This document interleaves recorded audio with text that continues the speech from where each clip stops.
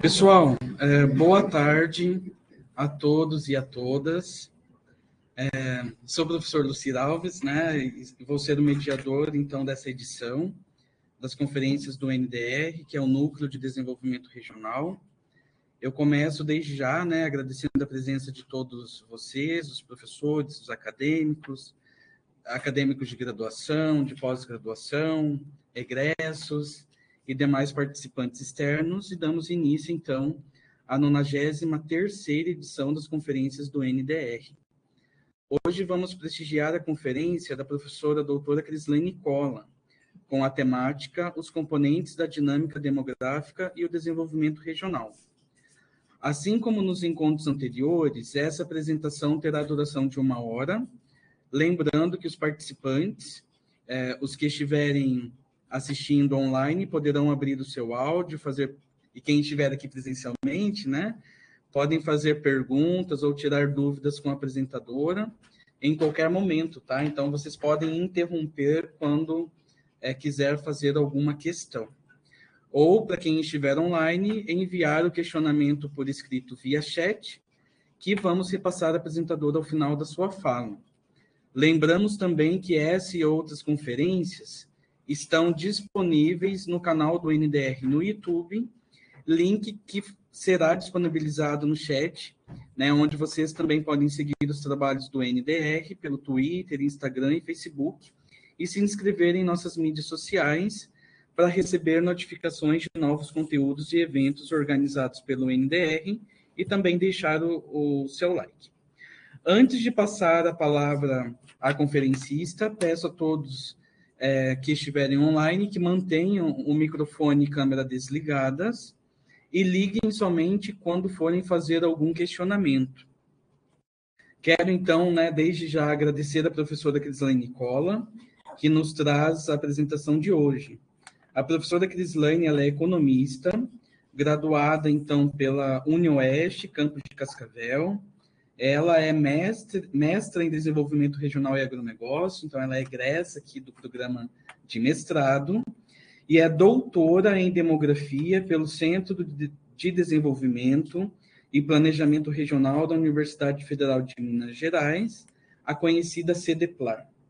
É atual coordenadora e também é pesquisadora do Núcleo de Desenvolvimento Regional da UniOeste, e as suas principais áreas de interesse de pesquisa são desenvolvimento regional, planejamento regional urbano, população e desenvolvimento, mobilidade populacional, demografia, migração e pendularidade. Então, professora Crislane, né, muito obrigado, e passamos a palavra, então, para a sua conferência. Boa tarde a todos e todas que estão aí no modo remoto e a todos e todas que estão aqui. Agradeço, né, a presença de todos, e vou hoje mais uma conversa, uma nova proposta que a gente colocou para as conferências do NDR. Para nós, como docentes aqui do PGDRA, do curso de Ciências Econômicas e do PGE, para falarmos um pouco da nossa linha de pesquisa, das nossas pesquisas, dos nossos projetos, e falar principalmente sobre isso. E eu trago hoje aqui falar um pouco sobre a demografia, no seu termo geral, aí tratando mais especificamente desses componentes da dinâmica demográfica e a sua relação com o desenvolvimento regional. E diga-se também, né, que coloquei aqui só o desenvolvimento regional, mas também está totalmente relacionado com o agronegócio, né, que são as nossas linhas de pesquisa aqui, né, e, obviamente, também a economia. E ressaltar aqui também, né, que a época em que o programa foi criado, uma das condicionantes, né, Peri, era a necessidade de um demógrafo, e nós tínhamos aqui o professor Rippel, né, ainda está aqui, então somos 2 demógrafos no programa, e o professor Rippel, que é o pioneiro aqui, que também trabalha com essa temática. Eu vou começar falando um pouco sobre, né, o termo demografia, né, a sua caracterização, as suas definições, né, que a demografia é o estudo de população, né, o estudo das populações humanas e também a sua evolução temporal. E outras coisas que são muito importantes, eu destaquei e destaco aqui, porque são variáveis e são elementos que nós tratamos todos os dias em basicamente todas as nossas pesquisas aqui. E eu costumo dizer tanto, né, nas turmas de graduação como também da pós-graduação, que apesar de nós muitas vezes estarmos tratando de números, de modelos, de estatísticas, de dados, nós nunca podemos nos esquecer que estamos falando de pessoas, tudo isso está relacionado a pessoas. E a demografia, ela ressalta esses aspectos, esses estudos da população. E dentro da demografia trabalha-se, então, o tamanho, a sua distribuição, e essa distribuição trabalha-se a distribuição espacial, geográfica, territorial, a sua composição e também as suas características gerais. Então, também, sempre que formos fazer uma pesquisa, as pesquisas primárias que temos, muitas aqui no nosso programa também, na graduação, a gente sempre colhe essas informações que nós chamamos de sociodemográficas e que são muito importantes para entendermos, e contextualizar os nossos estudos. Então, no nosso caso, quando nós estamos falando de demografia ou de estudos de população, nós estamos tratando de um conjunto de seres humanos com uma determinada característica. Então, por exemplo, um conjunto de habitantes de um mesmo país, de uma mesma região, um conjunto de pessoas em um determinado grupo etário. Então, nós podemos determinar e especificar essa população que estamos estudando. E aqui já aparece o termo região, que remete aí a nossa questão regional, as nossas temáticas aqui, Nós caracterizarmos a população de uma região, a sua composição, o seu tamanho, a sua distribuição. Então, por isso está intimamente relacionado. Os demógrafos também usam o termo população para se referir a diferentes tipos de coletividade, aquelas que persistem ao longo do tempo, mesmo que os seus membros estão em constante mudança. Então, essa população que nós também trabalhamos. Aqui tem algumas coisas, alguns elementos que nós estudamos falando em demografia. É o estudo do quê? Do tamanho e da composição das populações, segundo diversos critérios: idade, sexo, estado conjugal, nível educacional, distribuição espacial, entre outros. E aqui ressalto novamente que essas características são sempre analisadas por nós aqui nas nossas pesquisas. Estuda também as mudanças nos processos dinâmicos da duração da vida e os seus componentes.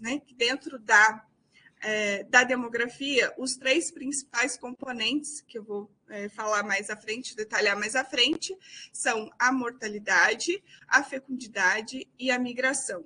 Então, nós estamos falando de nascimento, de morte, de estado conjugal, de migração, entre outros.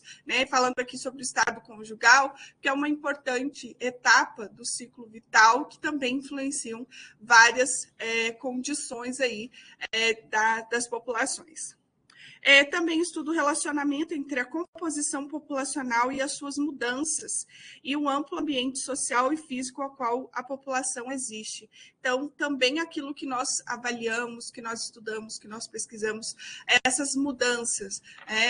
Nós temos muitas pesquisas aqui na área de mercado de trabalho, da qual nós tratamos essas mudanças na composição etária, que são fundamentais aí para o mercado de trabalho, para avaliarmos o quanto tempo nós temos ali as pessoas em idade ativas que podem trabalhar, né? Então, uma série de elementos que nós trabalhamos diariamente aqui. Então, a demografia ela descreve o tamanho e a composição da população. Mas não é só isso. Ela também estuda as causas, ou o que nós chamamos de determinantes das mudanças nesse tamanho e na composição da população, e também os efeitos, ou o que podemos chamar aí das consequências dessas mudanças. Então, a população ela está mudando constantemente. Nós temos aí mudanças constantes. E vou falar um pouquinho ali como que muda ao longo do tempo a mortalidade, a fecundidade e a mobilidade, a migração nesses períodos, e que acompanham todos os processos econômicos, eles estão totalmente relacionados. Nós temos aí uma distinção dentro da demografia, que é a análise demográfica e os estudos de população. Na análise demográfica, nós fazemos uma análise mais restrita, uma análise mais específica, a variação da população, as suas mudanças e as inter-relações entre eles, ou seja, migração, fecundidade e mortalidade. Então, quando eles dizem, olha, nós vamos fazer uma análise demográfica, nós analisamos esses 3 componentes, as relações que existem entre eles e as mudanças que ocorrem ao longo do tempo. Mas nós, de outras áreas, incluindo outras áreas, nós vamos trabalhar mais, então, com os estudos de população. E esses estudos, eles vão se ocupar, então, não somente com essas variáveis demográficas, com esses 3 principais componentes, mas também com as relações que existem entre as mudanças na população e os outros tipos de variáveis que envolvem outras dimensões, as sociais, as econômicas, as biológicas, as geográficas, políticas, genéticas, ecológicas, entre outras. Então, vejam aqui que nós não vamos trabalhar, não precisamos trabalhar especificamente com essa análise demográfica, mas trabalhar com esses estudos de população. A demografia, ela interage com outras disciplinas que têm como objetivo de estudo as populações humanas, Também o ordenamento espacial da população, que nós trabalhamos aqui, muito exaustivamente o ordenamento dessa população, a distribuição espacial territorial, as alterações nas estruturas familiares, as consequências do envelhecimento populacional, aqui está como exemplo na Seguridade Social, mas também pensando em termos de mercado de trabalho, a composição da população ativa, aquilo que eu falei antes, e vou mostrar ali a importância disso, porque que nós vimos, uma das principais ferramentas que nós mostramos isso, são as pirâmides etárias, que a gente consegue visualizar mais facilmente essas mudanças, tá? As necessidades de localização de equipamentos sociais, então a estrutura que depende do tamanho da população, depende da sua composição, depende dessas mudanças, depende de toda a sua composição. Planejamento de recursos humanos, a questão ambiental, saúde pública é essencial, os estudos populacionais são essenciais, a educação e projeções demográficas. Então, nós trabalhamos também com as projeções, que o nosso principal base de dados aí são os censos demográficos, mas eles são de 10 em 10 anos. Então, algumas coisas nós precisamos trabalhar com projeções, que vão além, para que a gente consiga fazer também, ter essa ideia de como vai evoluir. A demografia ela também apresenta vínculos mais estreitos com algumas ciências, como a biologia, a zoologia, a geografia, a antropologia, a ecologia, a sociologia, economia, política, história, matemática, estatística e outras, Aqui algumas mais específicas. Então, como eu já disse, a demografia está relacionada intimamente aí com as nossas pesquisas.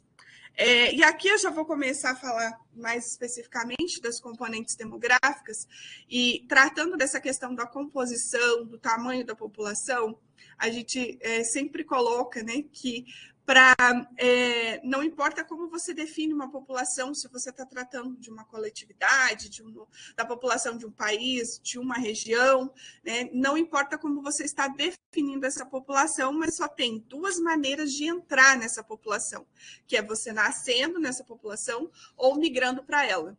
E duas maneiras de sair, que é, né, a morte e a emigração, você saindo. Então, a partir do momento que você determina a sua população de estudo, você tem essas duas maneiras de entrar e duas maneiras de sair. Então, pela existência dessas 4 formas possíveis de entrar e de sair de uma população, nós podemos ter certeza de que as mudanças no tamanho da população, elas devem ser atribuídas a essa magnitude de fluxos, né? Então, o quanto de mortalidade nós temos, o quanto de fecundidade nós temos de nascimentos, né? Então, o quanto de mortes de nascimentos e o quanto a gente tem de fluxos migratórios dentro de uma população. Por que eu não falo aqui, né, de pendularidade? Isso até é sempre uma discussão quando nós estamos lá no grupo de trabalho, porque a pendularidade ela não altera isso, né? Porque já que nós estamos falando de tamanho de uma população, ela não vai alterar, né, o que a gente chama da equação, porque as pessoas não alteram o local, né, de moradia. Mas é um fator importante aí da questão da mobilidade, né, dos fluxos aqui. E depois eu vou falar um pouquinho da relação entre as duas, a migração e a pendularidade, que foi justamente o meu objeto de estudo da tese, né, da minha tese. Então, aqui são os 3 componentes da dinâmica demográfica: a fecundidade, a mortalidade e a migração. E, como eu disse, o que a gente mais trabalha é justamente o tamanho da população, a distribuição e a composição dessa população, que são elementos muito importantes para qualquer uma das pesquisas, né, que vocês vão fazer aí ao longo do mestrado, do doutorado, da vida acadêmica. Então, um tamanho absoluto de uma população, eles diferem entre países, entre regiões, entre cidades, e a população não se distribui de forma idêntica nos espaços geográficos. Então, essa própria definição aqui, nós já encontramos, né, uma similaridade muito grande com a questão regional, né, que não existe na distribuição, não é equânime entre as regiões, e são com essa diversidade que a gente trabalha. E, além disso, existem muitas desigualdades, tanto em termos de tamanho, quanto de densidade, quanto, né, de níveis de mortalidade, de fecundidade. Essas diferenças aí entre regiões, entre as localidades. E uma das formas mais importantes de análise das variáveis demográficas, então, é essa composição. A composição etária e por sexo são as mais utilizadas, tá? Então, uma boa parte aí das pesquisas trabalham com isso. E aqui nós temos, né, várias pesquisas, o professor Jefferson trabalha muito com essa questão de gênero, né, de sexo, gênero, essas desigualdades, a composição mais relacionada aos grupos etários, ao tamanho desses grupos etários, mas às vezes nós trabalhamos temáticas que nem sempre nós relacionamos diretamente com isso, mas que estão relacionados. Como eu disse, o mercado de trabalho, ele depende, muito, né, essa relação ela é muito direta dessa composição etária da população. Nós também usamos outras características para observar a composição. Então, na demografia, nós trabalhamos com essas desigualdades, né, étnico-raciais, níveis educacionais, ocupação, renda. Então, todas essas variáveis que nós conhecemos muito bem aqui também. Importante destacar que as variáveis de nascimento, morte e migração, elas estão relacionadas com a alteração do tamanho e da composição populacional. e, como eu disse antes, uma das formas mais comuns, né, de nós visualizarmos essas mudanças são as pirâmides etárias. Então, a gente tem ali a pirâmide do Brasil até 2100. Então, nós podemos observar essa evolução ao longo do tempo, em que você tem, né, inicialmente, uma pirâmide com o formato né, tradicional, com a base mais larga, né, muitas pessoas nascendo e o topo menor, né, em momentos que nós tínhamos uma mortalidade maior, né, uma taxa de mortalidade maior e também uma taxa de fecundidade maior. Ao longo do tempo, nós podemos ver essa variação e essas mudanças, e elas são causadas tanto pela redução da mortalidade, mas principalmente pela redução da fecundidade. Então, um número menor de filhos por mulher, né? Então, quanto menos filhos nós temos ao longo do tempo, essa base da pirâmide vai diminuindo e os efeitos que isso tem, né, para o mercado de trabalho, para a população, eles são, né, muito importantes. Então, nós temos aqui no Brasil hoje uma redução e nós temos aí a taxa de fecundidade, que é a ideal, né, que nós chamamos a taxa de reposição, que seriam 2,1 filhos por mulher, para repor, né, o casal, né? E seria esse o ideal, mas no Brasil nós já estamos bem abaixo disso. Aqui no Paraná, depois eu vou mostrar, nós temos uma taxa para 2010 que foi calculado,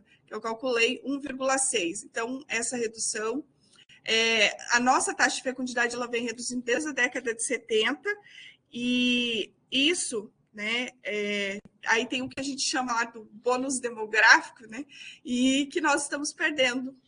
Perdemos aí a oportunidade desse ganho, que é quando a fecundidade vai diminuindo, nós temos um aumento ali daquela, né, do meio da pirâmide etária, que são as pessoas em idade para o trabalho. E nós não conseguimos aproveitar todas as vantagens desse período, né, que vai terminar aí em breve. Vou falar um pouquinho sobre a mortalidade. 2050 vai, né? Olha, estava até 2040, né? E também a idade para o trabalho é relativo, né? Não é mais o trabalhador, não é mais aquele cara de 25 anos, né? Até 70 anos vai ter gente trabalhando. Na prática, eu não sei se vai acontecer dessa forma, porque nós temos, né, muitas desigualdades aqui, né? Mas para ser. Isso.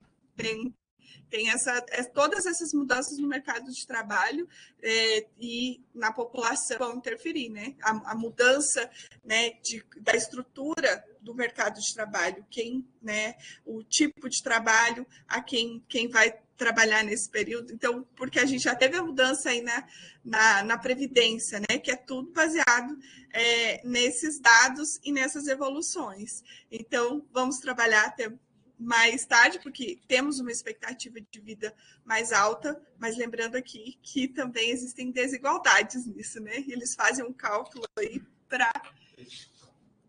Atrás, em 2008, quando eu pesquisei, para fazer a monografia, na dissertação também acabei usando, era 2032, que era o que se tinha.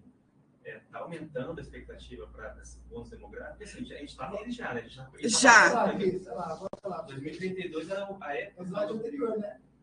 É isso. Em 2010. 50, aqui você tem ainda muita gente aqui ainda também, mas o que, né, a gente diz é que quando você fica muito tempo nessa taxa de fecundidade muito baixa, então isso vai, né, gerando efeitos cumulativos, né? Então, por exemplo, está o exemplo aqui da China, que tinha uma política natalista, né, em que do filho único. Eles já acabaram com isso, porque inicialmente pensando na estrutura, né, de estrutura urbana, de acomodação, né, de toda essa população, o país mais populoso do mundo, mas hoje eles já enxergam, acho que já há um bom tempo, que isso vai trazer muitos problemas para eles na questão do mercado de trabalho. Então, hoje já existe incentivos para mais filhos, assim como existe na Europa, que esse processo de redução da fecundidade começou, né, muito antes de nós aqui, né? Nós começamos na década de 70, eles desde né, a Revolução Industrial e tem esse processo iniciado. Mas o bônus e 2040. Mas, né, a gente está aí perdendo uma boa oportunidade. É o fim do bônus demográfico, é o fim dele. Isso. Até onde a gente poderia utilizar, porque a gente está no meio. Que eles chamam da janela. Isso, a janela de oportunidade, que a gente chama. A gente está na janela já. Ainda tá, faz tempo já, na verdade. 2040. É o que, assim, projeta-se que seria o ponto final ali, se não houver nenhuma alteração. Penso que você chega no limite e aí vai fechando. Porque também não é assim, amanhã não. 2040 acabou. Que era onde a gente tinha as maiores oportunidades, né? Os melhores momentos para nós aproveitarmos isso dentro do mercado de trabalho, com relação à contribuição, né? Uma massa muito maior de contribuintes para a Previdência. Então, mas não que extingue totalmente, mas justamente essa janela que nós temos, esse período aí que nós devíamos aproveitar melhor.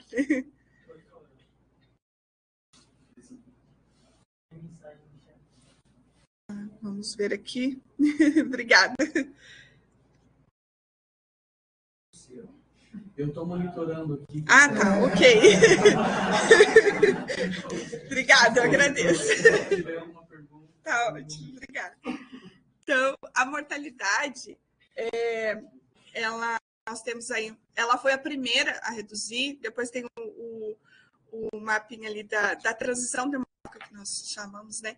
A mortalidade foi a primeira a começar a diminuir dentro dessa transição demográfica, e aí teve um período de crescimento da população até que a fecundidade diminuísse.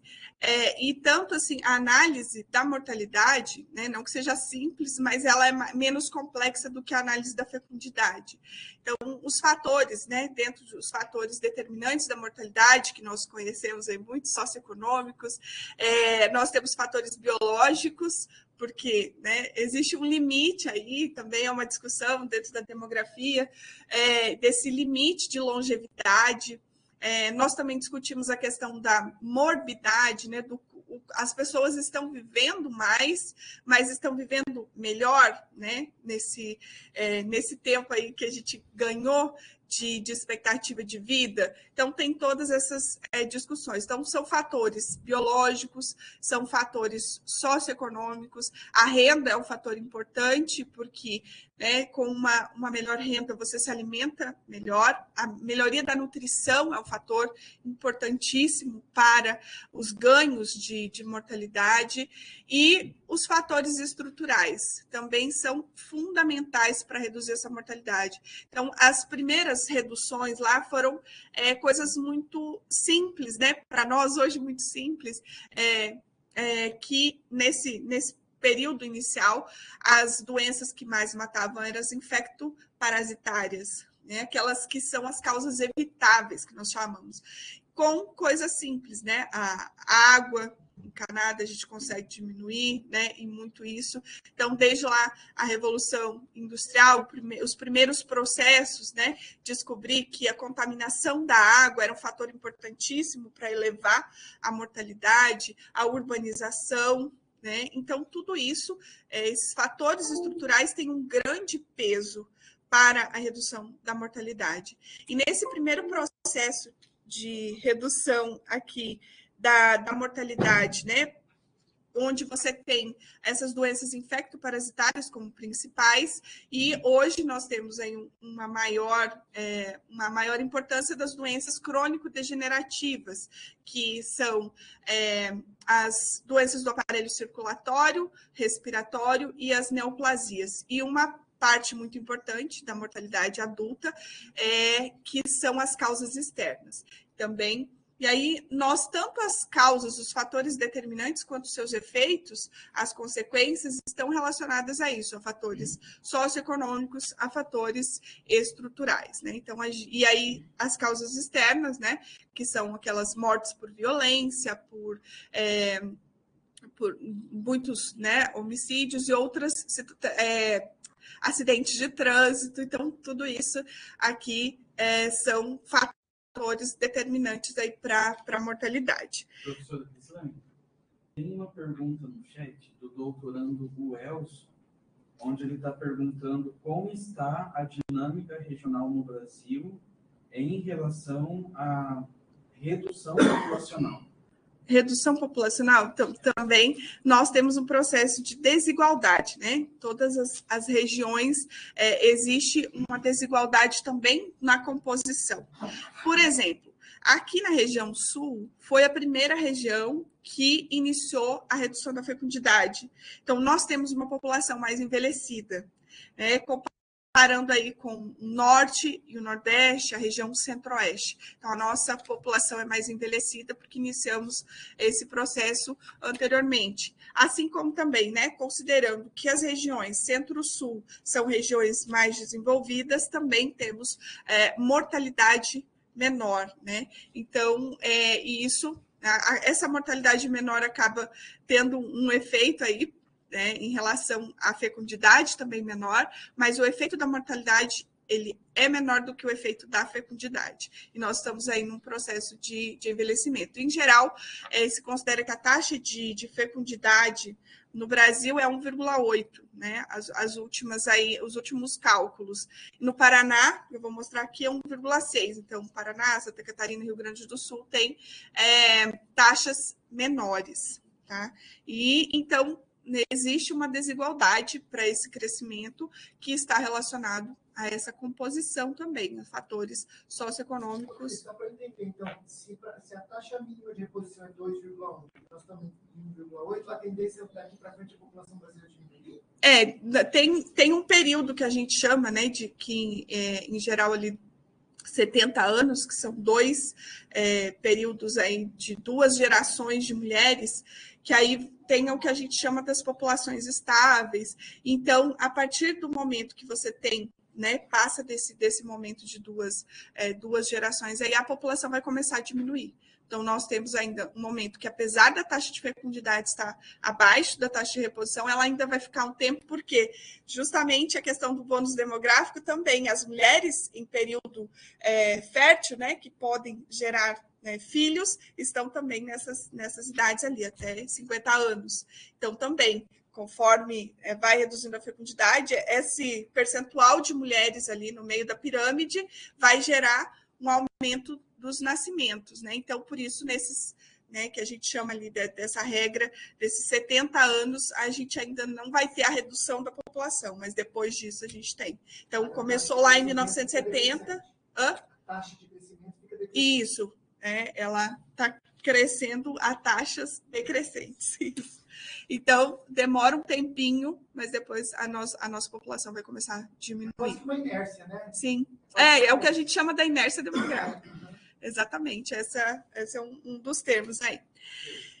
Tem um ano para que isso possa chegar no pico e depois começar a cair? Então, como a redução da fecundidade no Brasil, né, que a gente tem aí, foi década de 70, então, vamos dizer assim, 70 anos, já seria agora, então, estaríamos próximos também de começar a diminuir a população.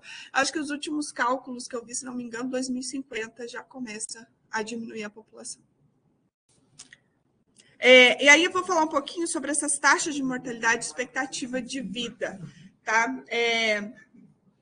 Eu falando aqui de taxa de mortalidade, eu vou falar rápido, porque assim que eu estou vendo que eu acho que eu não vou conseguir terminar a tempo, mas vamos lá.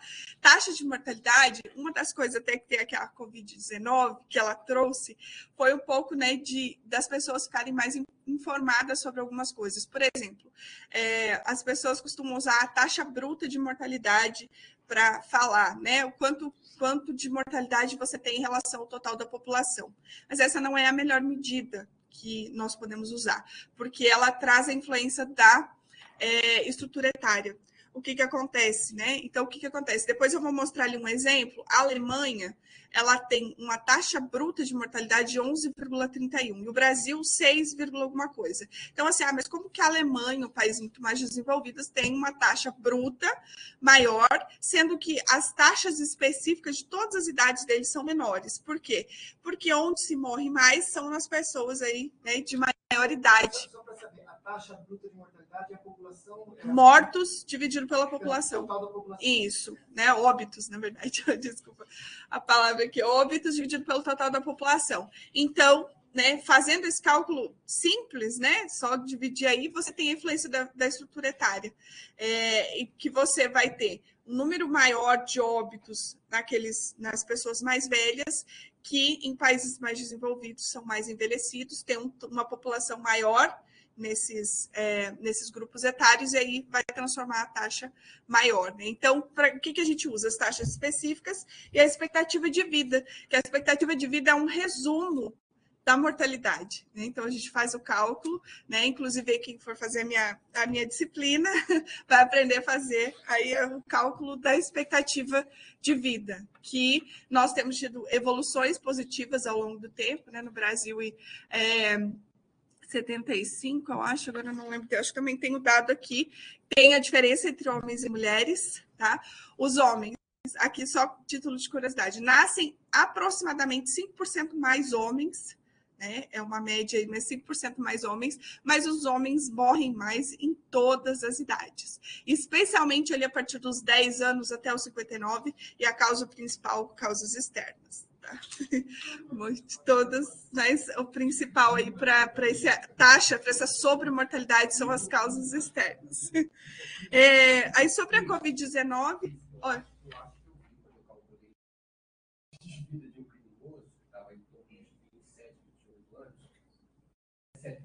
Era 75,5. Isso, geral, né? Tem isso, exatamente. Então, nesse período ali, principalmente entre 15 e 49, 50 anos, a gente tem ali o que a gente chama da barriguinha, né? A taxa das mulheres segue linear, o homem faz uma barriguinha aqui. Então, é a barriguinha de chope.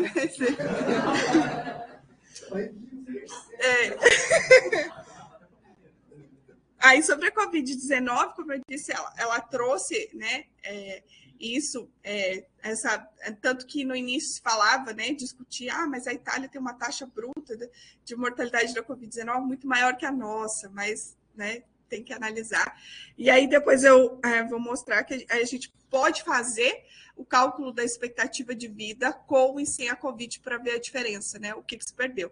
E nós fizemos um trabalho, agora a gente está revisando, porque os dados de 2020 foram consolidados, né? Então, tem algumas diferenças, mas aí nós temos uma perda significativa, né? Algo que não ocorria há muito tempo, perdas aí na expectativa de vida do Brasil e diferenciais regionais também, né? Então, depois eu mostro ali para vocês. Então, aqui, ó, taxas de mortalidade, como eu disse, do Brasil, da Alemanha, né? Os diferenciais aí. Aqui é justamente esse trabalho que nós fizemos, eu e o Lucira apresentamos no SEDES as diferenças regionais, socioeconômicas e estruturais e a sua relação com os diferenciais da mortalidade no contexto da Covid. Então, nós fizemos, aqui, não dá para ver, mas esse primeiro são a expectativa de vida sem a Covid, né, com a Covid e sem Covid. Então, as regiões Norte, Nordeste e Centro-Sul são as que já têm as menores expectativas de vida e foram as que mais perderam aí em anos. O Amazonas, né, um destaque aí nos nossos cálculos aqui, mais de 3 anos de vida, né, perdendo. E isso vai influenciar em muitos outros indicadores, como, por exemplo, o IDH, que usa que um dos elementos aí, um dos componentes do cálculo do IDH é a longevidade, a expectativa de vida. Aí falar um pouco sobre a fecundidade, né? Vou tentar resumir aqui para não passar do tempo, que ela é uma análise muito mais complexa do que a mortalidade, né? A morte ocorre uma vez só. A fecundidade ela pode ocorrer várias vezes, né? Ao longo de um período aí da mulher de 15, que a gente considera aí de 15 a 49 anos. Pode ocorrer, então, várias parturições, que nós chamamos, e, além disso, né, esse período, a morte pode ocorrer em qualquer período, e a fecundidade, o nascimento, tem um período específico para ocorrer, né? Então, tem várias coisas aí que né, tornam mais complexa essa análise. E aqui também a fecundidade, ela tem os seus determinantes biológicos, tem seus determinantes socioeconômicos e também os comportamentais. Então, quando nós estudamos, né, essa componente biológica varia com a idade, como eu disse ali, né, a capacidade da fertilidade feminina, esse período específico, os determinantes sociais, comportamentais ou motivacionais também variam com a idade. Uma coisa, né, que mudou, né, e foi um fator determinante tanto para a redução da mortalidade quanto para a fecundidade foi a mulher, né, um aumento da educação da mulher. Isso reduziu muito a mortalidade infantil, que é um elemento muito importante para aumentar ou reduzir a expectativa de vida. E no caso da fecundidade também, a saída da mulher para o mercado de trabalho, e que a gente começa a pensar aí no cálculo que se faz, né, do valor de uma criança, que, né, antes se pensava assim, tinha muitos filhos, né, a nossa taxa de fecundidade, não só aqui, mas na Europa, em vários lugares, muito altas, em razão também, porque, primeiro, morria muito, né? Muitos morriam, e também porque o cálculo que se fazia é que quanto mais filhos seria melhor, né? Especialmente quando vivíamos em um momento, né, de mais rural, em que eram braços para trabalhar. Depois passa a se fazer esse cálculo, né, de quanto custa um filho, e quando a mulher sai para o mercado de trabalho, né, isso também tem um efeito importante, né? Aqui, como eu disse, os dados do Paraná, que é a nossa taxa de fecundidade, que a gente chama de taxa de fecundidade total, 1,6. Então, nós usamos taxa de fecundidade, porque taxa de natalidade, você vai usar o quê? Total de nascimentos sobre o total da população. E nós sabemos que aí os homens não geram filhos. Então, a melhor taxa são as taxas de fecundidade, as taxas específicas e a taxa de fecundidade total, né? Que ela aí tem as taxas de reprodução também, mas eu não vou falar aqui, né? Mas trata também, né, dessa parte, mas aí analisa só a parte das filhas mulher, né? Que são aquelas que também possibilitam o aumento aí da população. E o último elemento, que é a migração, também está totalmente relacionado com os fatores socioeconômicos, também tem fatores comportamentais, tem fatores de ambientais, então tem uma série de fatores aí relacionados. Então, a identificação dos padrões demográficos ela é essencial para descobrir as tendências da população, as causas, as consequências e até mesmo para o desenvolvimento de teorias de mudanças populacionais. Então, a migração, na sua definição, ela é esse movimento da população, onde é uma mudança de residência habitual, por isso que eu falei aquela diferença entre migração e pendularidade, porque existe essa mudança do local, né? Mudança de residência. Também os fatores determinantes, como eu acabei de colocar, então, fatores, quando a gente analisa as teorias migratórias, né, que existem muitas, mas as principais ali, falando das funcionalistas, tratando, né, do cálculo racional que se faz, né, a busca por melhores condições de vida, renda maior, né, isso tudo. Mas também tem outras, né, já tem muitas outras, né, nova economia no mercado de trabalho, as novas teorias que tratam de outras coisas. Tem também as estruturalistas, que também estão relacionados. E nós sabemos que esses fluxos migratórios são muito importantes e estão relacionados aos ciclos econômicos. Então, no Brasil, e nós temos várias pesquisas, vários estudos, né, de alunos aqui. O professor Rippel fez, né, na sua tese, analisou a migração aqui para a região oeste do Paraná, né, fator importante. Teve uma mudança, os fluxos migratórios, né, foram preponderantes para a questão da urbanização, e nós tivemos mudanças nesses fluxos migratórios ao longo do tempo. Então, antes nós ouvíamos falar mais em fluxos migratórios de longa distância, né, um dos mais conhecidos aí, o fluxo do Nordeste para São Paulo, né, de Minas Gerais também. e que também, né, estão relacionados ao mercado de trabalho. Hoje, esse fluxo geralmente ele é menor e acompanha também essas mudanças estruturais, né? Então, você tinha ali São Paulo, região sudeste, depois nós temos aquela desconcentração concentrada, né, aqui na região centro-sul, que aí também leva as mudanças nos fluxos para as cidades médias, e incluindo aí depois a pendularidade, porque, né, falando aí dessa configuração urbana de regiões metropolitanas e, né, cidades mais próximas de novas configurações trazem isso. Professora, uma dúvida em relação a esse fluxo migratório, porque antes era o Nordeste migrando para São Paulo. Isso. Né? Então, houve um efeito transbordamento.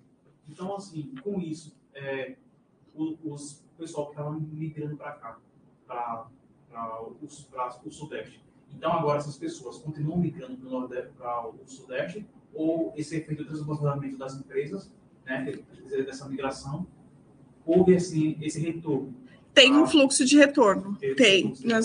Tem até um artigo que eu fiz, né, junto com os colegas lá do CDPLAR, mas nós observamos o quê? Que esse fluxo de retorno nem sempre é para a cidade de onde ele saiu. Em geral, ele volta para cidades maiores, né? Nem sempre lá de onde ele saiu, o retorno para o Nordeste. Mas tem sim um fluxo de retorno bem importante, né? Saindo aqui do Sudeste e voltando para lá, justamente também, né, pelas mudanças que ocorreram ao longo do tempo, as melhorias, a distribuição também dessas empresas, mas aí esse retorno, o fluxo é maior para as maiores cidades. Positivo esse saldo? Sim, tá. Pelo que eu... Está voltando mais do que vindo? Sim, hoje sim. Né? Hoje volta mais o pessoal para lá do que vindo. Porque, assim, esse fluxo de longa distância, né? Mas a migração interna, que a gente chama dentro da região Nordeste, ela tem um fluxo também bem alto. Mas aqui, esse fluxo que existia de longa distância já não tem mais, né? Então, já... É maior de volta. Isso, o retorno está significativo. Tem uma pergunta no chat do aluno Diego Marchi. Ele está perguntando qual é a configuração atual do fluxo migratório dentro do Paraná. Acho que já faz até uma ponte com o seu tema. Eu posso falar aqui um pouquinho que eu trabalhei com a migração e a pendularidade na região metropolitana, e aqui também essas transformações, né, de reduzir a distância ocorreram. Né? Nós temos aí um fluxo significativo do interior para Curitiba, mas esse fluxo diminuiu. O fluxo de migração ele diminuiu, e aí nós temos outras regiões também no Paraná. Dentro da região metropolitana, nós também vimos aí, existe um fluxo também significativo dentro das regiões, então intra-regionais é maior do que interregionais, né? Então, novamente, essa mudança de fluxo. E falando aqui sobre o caso da região metropolitana de Curitiba, o que eu observei, né, a minha tese, eu trabalhei com a relação entre a migração e a pendularidade na região metropolitana de Curitiba entre 2000 e 2010. Eu queria saber se era uma relação de complementaridade ou substituição, né? E o que diferencia? Antes de você entrar no tema, só uma curiosidade minha. Em períodos de crise, como a gente está passando, a gente está ainda no meio do processo, né? Essa movimentação acontece de uma forma mais intensa? Essa transição, entre municípios, sei lá, coisa empregada aqui, vai para outro, e fica... Dá para perceber isso? Tem mudanças, assim, mas, em geral, ocorrem em crises de períodos mais estendidos, né? Quando são crises mais isoladas, né, períodos mais curtos, a gente não consegue identificar. Mas tem estudos de várias crises em momentos específicos que mostram que a mobilidade também segue o fluxo. Só complementando, eu imagino que quando a crise não é igual, agora está acontecendo uma crise em todos os lugares ao mesmo tempo, então fica mais difícil o cara escolher para onde mudar. Quando a crise é localizada, aí você consegue... Mas eu fico pensando uma coisa seguinte, esses dados, principalmente dados de migração, eu sei que você coletou dados primários mesmo, né? Você foi lá e também pegou o cara, né? Usei os dois. Isso. E tanto é que estou vendo aqui 2010. Ou seja, toda essa coisa, essa parte do estudo do demógrafo ligada à migração depende do censo. Depende do censo. Ou seja, qualquer trabalho que seja feito hoje, você precisa esperar. Ou você faz no ano 2010, ou você precisa esperar o novo censo. Sim. Não tem nada que dá para você fazer uma aproximação, alguma coisa. Dá para usar a PNAD, mas a gente não costuma usar para eventos, a gente costuma dizer assim que migração e pendularidade é o que nós chamamos de evento raro, se você considerar o percentual em relação ao total da população, né? Então, por isso que a gente não costuma usar PNAD. E PNAD também são, né, localidades específicas, não é desagregado por municípios, né, do interior. Então, a nossa principal base aí, sim, é o censo demográfico. Não indico assim, usar a PNAD para esse tipo de análise aqui, né? Porque, principalmente se você está tratando de municípios menores, que aí a amostra vai ter um viés aí, pode ter um viés maior. Mas dá para usar a PNAD para algumas situações também dá para usar. Islane, a gente tem outra pergunta aqui no chat, que é do Luiz Felipe Vini, que ele está perguntando o seguinte: qual a importância de se estudar a demografia visando a produção de itens de bens e consumo e a segurança alimentar de uma população? Então, vamos voltar lá, que a gente considera um dos primeiros demógrafos, o economista Thomas Malthus, né, que nós estudamos, e ele fez essa primeira análise aí, que era, né, dizer que existia uma relação geométrica de crescimento de população e um crescimento aritmético do consumo, né, dos níveis dos alimentos. Né?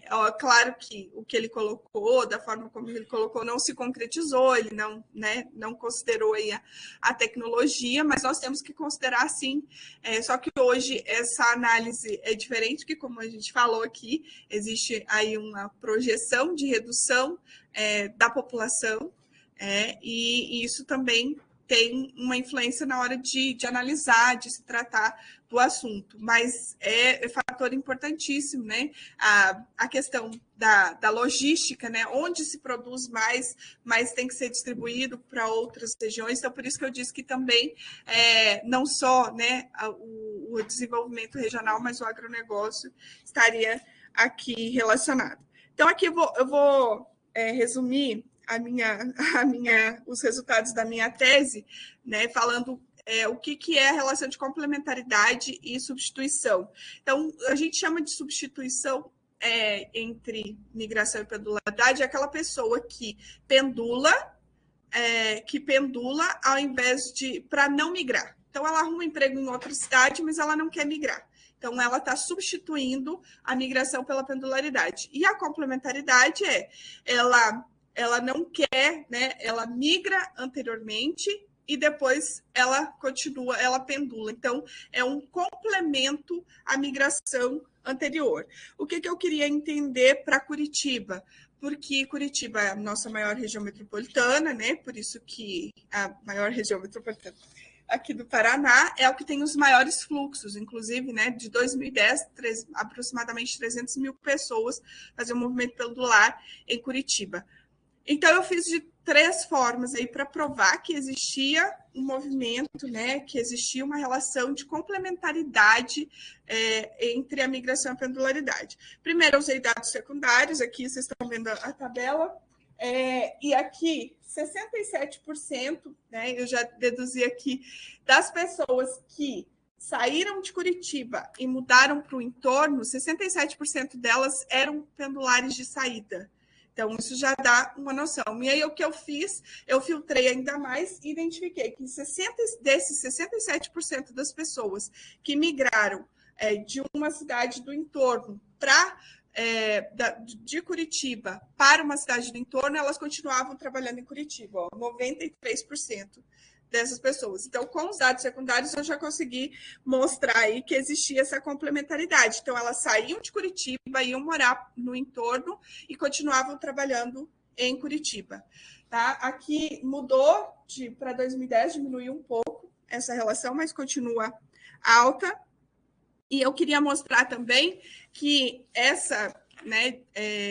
mudando aí um pouco o discurso das teorias funcionalistas, que você sai em busca de melhor renda, melhores empregos, que não era essa situação que ocorria, né? Saindo de Curitiba, indo para lá, porque Curitiba é onde tem mais emprego, onde a renda é maior. Então, embora a situação do entorno tenha melhorado, mas não era essa a razão, né? Então, era isso.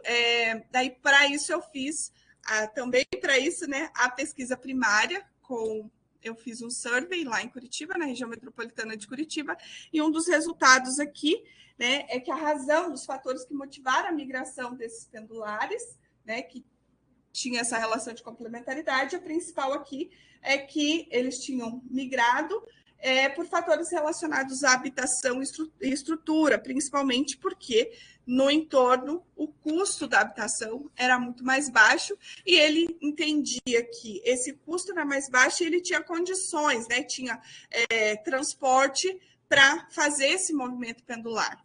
Né? Então, e aqui uma outra tabela, fatores que motivaram a escolha do município para onde migrar. Então, ele saiu de Curitiba, foi para esses municípios do entorno, principalmente aí por causa dos menores custos de habitação. Né? Então, eu comprovei que existia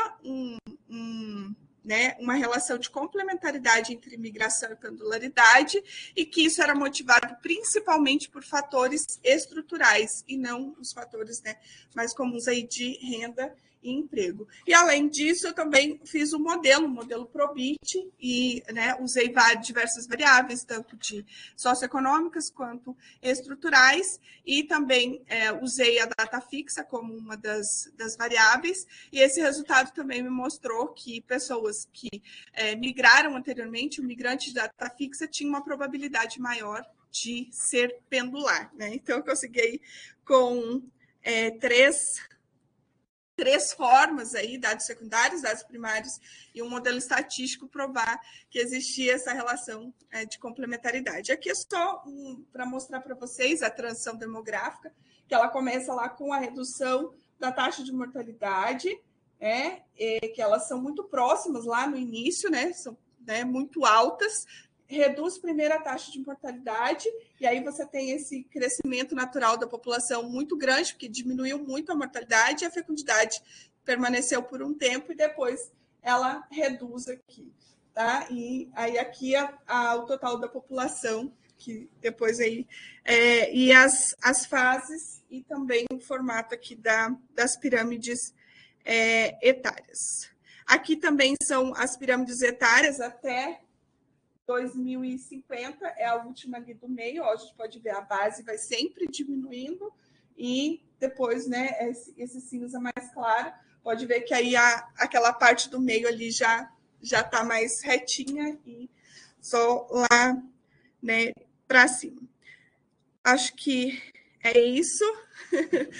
Tem muito mais coisa para falar, né? Tem muita coisa, mas é para isso, é para instigar as pesquisas, e como eu falei no início, acho que todo mundo aqui trabalha com dados demográficos, com análise de população, mas nem sempre isso é dito de forma direta, é colocado de forma direta, mas acho que todas as pesquisas aqui têm um pouco de análise demográfica, de estudos de população, né? E aí a gente pode ver como estão relacionados. Aí fico aberto se alguém tiver mais alguma coisa, alguma colocação. Obrigada. Boa tarde a todos e todas. Pessoal, acho que é isso, né? A gente agradece, então, a professora Crislane, né, pela conferência. É o tema de uma da disciplina optativa, né, do PGDRA, né, que vocês podem se matricular para fazer. E a gente vai ter, né, novas conferências aí nos próximos dias, e a gente vai estar divulgando aí durante a semana a próxima para vocês, tá? Então, obrigado aí pela participação de todos e até a próxima. Obrigada, gente. Até mais. Até a próxima. Obrigada aos que estão.